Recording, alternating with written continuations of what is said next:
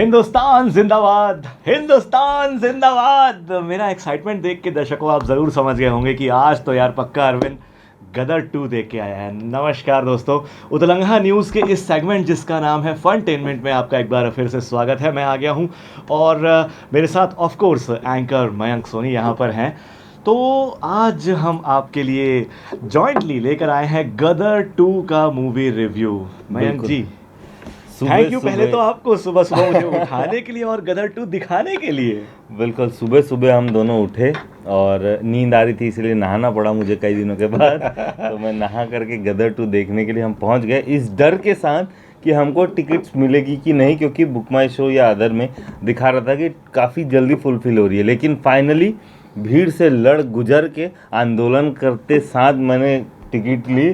2 टिकटें मुझे मिली, थोड़ी महंगी भी थी, लेकिन फाइनली हमने गदर 2 देख डाली। और अब क्या हुआ गदर 2 में ये हम जानेंगे, तो भाई चलो शुरू करते हैं। बिल्कुल मयंक, सबसे पहले मैं हमारे दर्शकों को बताना चाहूँगा कि फिल्म का स्टार्ट मुझे थोड़ा सा स्लो लगा। फिल्म का स्टार्ट स्लो था, शुरुआत स्लो थी और फिल्म काफ़ी स्लोली आगे बढ़ती है जो कि थोड़ा सा बोरिंग कर देती है। और जो गदर फर्स्ट पार्ट थी वो जिस तरीके से स्टार्ट होती है और जितना इंटरेस्ट ऑडियंस का बना रहता है, इसमें इंटरेस्ट थोड़ा सा आपका लूज़ हो सकता है फिल्म देखते समय, क्योंकि ये फिल्म स्लो चल रही होती है। स्क्रीन प्ले टाइट नहीं है, स्क्रीन प्ले थोड़ा सा स्लो है। बिल्कुल। और जैसे दूसरी बात पर है, पहले नेगेटिव में जा रहे हैं हम। हाँ, पहले हम नेगेटिव पे जा रहे हैं, फिर पॉजिटिव पे आएंगे। तो नेगेटिव दूसरी बात ये है कि बहुत सारा ह्यूमर डालने की कोशिश की है डायरेक्टर ने, लेकिन वो कहीं भी काम नहीं करता। पर्सनली मेरे लिए तो कहीं भी काम नहीं किया। मुझे किसी भी जगह पर थोड़ी भी हंसी नहीं आई या मैं खोल के हंस रहा हूँ, ऐसा पूरी फिल्म में कहीं नहीं हुआ। जबकि गदर 1 में ऐसे बहुत सारे मोमेंट्स थे जिसमें हम खुल के हंसते हैं या हमको मज़ा आता है। गदर 2 में ऐसा एक भी मोमेंट नहीं है, सब क्रिंजी लग रहा था। ऐसा लग रहा था ओवर एक्टिंग कर रहे हैं तब ये हो रहा है, और मज़ा बिल्कुल भी नहीं आ रहा था। बिल्कुल। और मयंक, फिल्म देखते देखते भी आप मुझसे कई बार कह रहे थे कि थोड़ा सा क्रिंजी लग रहा है।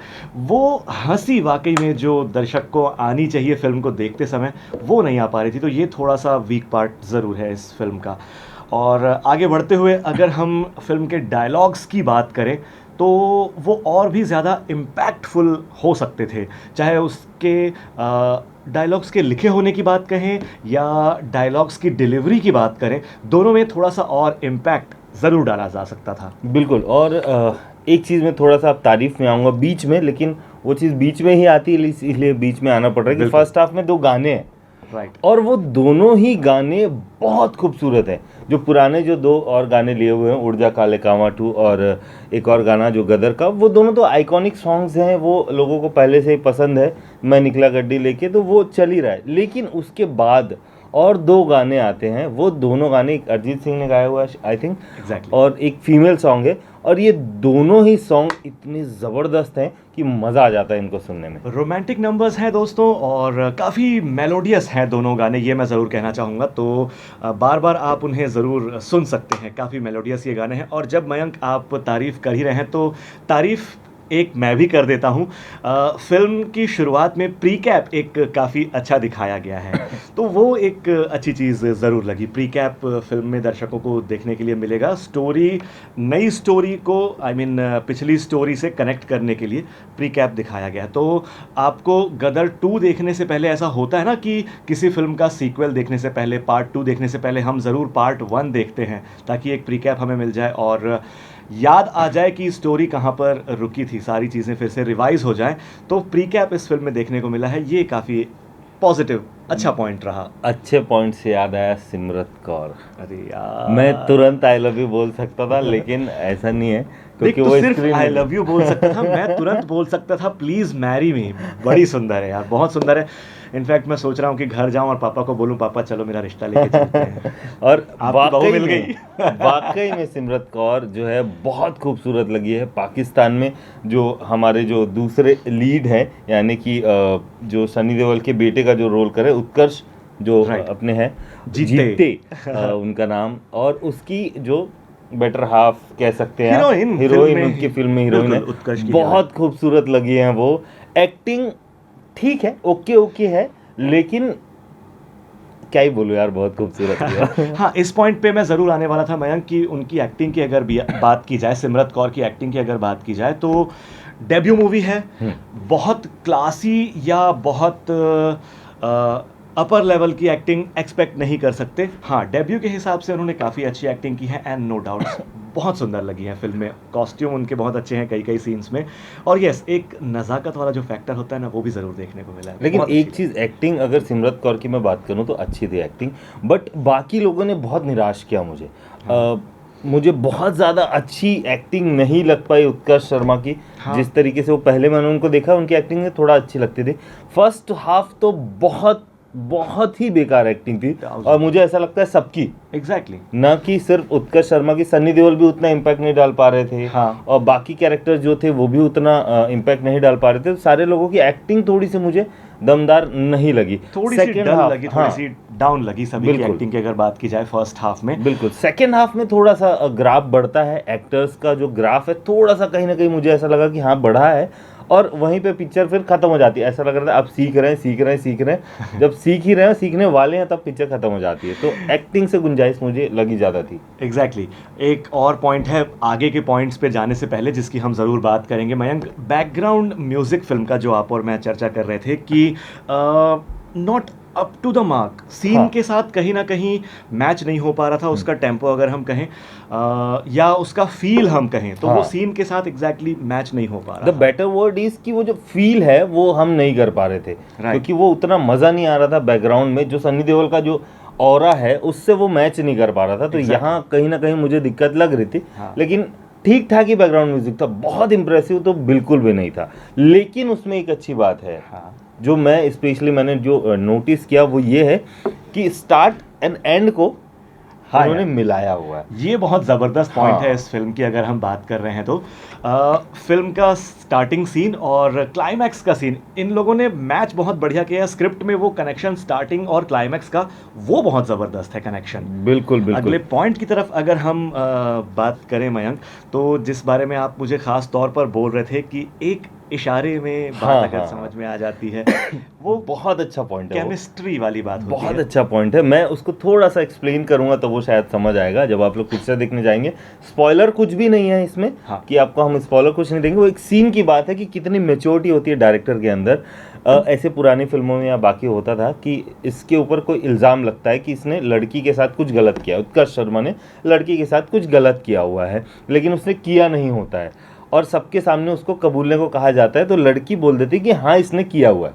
तो यहाँ पर वो सीन हो जाता था पुरानी फिल्मों में कि लड़का टेंशन में आ जाता था या उसको गलत फील होता था लड़की के लिए कि भाई तूने भी मुझसे धोखा कर दिया, पर उसको इतना खूबसूरती से सिर्फ एक इशारे में दिखाया गया है कि वो सिर्फ एक इशारा कर देता है छोटा सा कि ओके, मतलब उस मुझे मालूम है कि तेरे ऊपर एक दबाव है, तभी तू ये बोल रही है। ठीक है रे पगली, मैं समझ रहा हूँ। तो वो चीज़ जो है उत्कर्ष शर्मा और वो डायरेक्टर ने बहुत अच्छे से उसको इम्पैक्ट किया। बहुत बहुत अच्छा लगा मुझे वहाँ पर। हाँ, वो एक इमोशनल सीन की हम बात कर रहे थे यार, मैं उस पॉइंट पे आने ही वाला था। उस इमोशनल सीन की अगर बात की जाए तो दोस्तों, आप लोग जब इस फिल्म को देखने जाए ना, तो मौसी वाला एक सीन है इसमें, मौसी वाला ननिहाल वाला एक सीन है इसमें, बड़ा ज़बरदस्त है यार। सच में मुझे काफ़ी टच किया उस सीन ने, और इमोशनल टच उस सीन में काफ़ी बढ़िया है।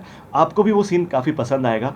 इमोशनल मतलब यार, कहा जाता है ना कि हम इंडियंस बड़े इमोशनल होते हैं, और ना सिर्फ फिल्मों में बल्कि कई एडवर्टीजमेंट्स में भी हमारे इमोशंस को टच करने की कोशिश की जाती है। तो इमोशनल टच वहाँ पर एक बहुत ज़बरदस्त मिलेगा। बिल्कुल। और एक स्पेशल अब मेंशन करेंगे हम, स्पेशल मेंशन इसीलिए क्योंकि भाई हम हैं छत्तीसगढ़ से। अरे वाह यार। और छत्तीसगढ़ रायपुर के एक कलाकार जो हैं वो इस मूवी में हैं। बिल्कुल, हम सब उन्हें जानते हैं। छत्तीसगढ़ के जितने भी जो आर्टिस्ट होंगे ज़रूर उनको जानते होंगे। आप सिर्फ उन्हें जानते हैं मयंक, मेरा सौभाग्य रहा है कि मैं उनके साथ 2 फिल्मों में काम कर चुका हूँ। पूरन किरी जी की मैं बात कर रहा हूँ, जिन्हें हमने रिसेंटली छत्तीसगढ़ी फिल्म ज़ीरो बनी हीरो में मेन विलन के रूप में देखा।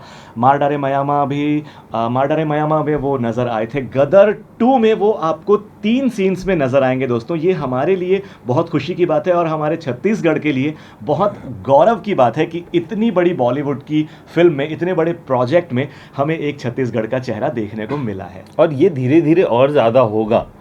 टैलेंट बहुत है छत्तीसगढ़ में, बिल्कुल। और शायद वो वहाँ तक पहुँच नहीं पा रहा है या मौका नहीं मिल पा रहा है। एक मौका मिला पूरन गिरी जी को, बहुत अच्छा काम किया, बहुत ज़्यादा स्क्रीन टाइम उनको हाँ। नहीं मिला है, लेकिन हाँ जितना मिला है बढ़िया काम किया है। मुझे एक चीज़ अखरी थी अरविंद, एक शॉट है पूरन गिरी जी का जो कि वो बोलते हैं, सनी हाँ। देओल ये सब उत्कर्ष शर्मा सब पीछे बैठे हुए हैं, और वो एक डायलॉग बोलते हैं, वो गाड़ी चला रहे होते हैं कि मुझे भाई सुबह तक पहुंचना है आप लोगों को लेकर के, कुछ इस तरीके का डायलॉग है।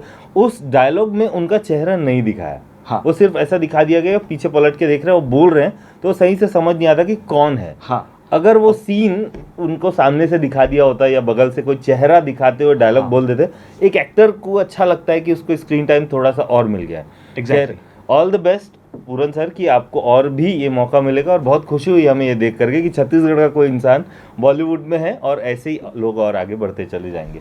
बिल्कुल बिल्कुल, निश्चित तौर पर बहुत ही ज़बरदस्त एक्टर हैं, और आने वाले समय में फ़िलहाल मैं हमारे दर्शकों को बताऊं कि ये फ़िल्म हम जब देख के निकले, मैंने पूरन सर को कॉल किया और उन्हें बधाइयाँ दी।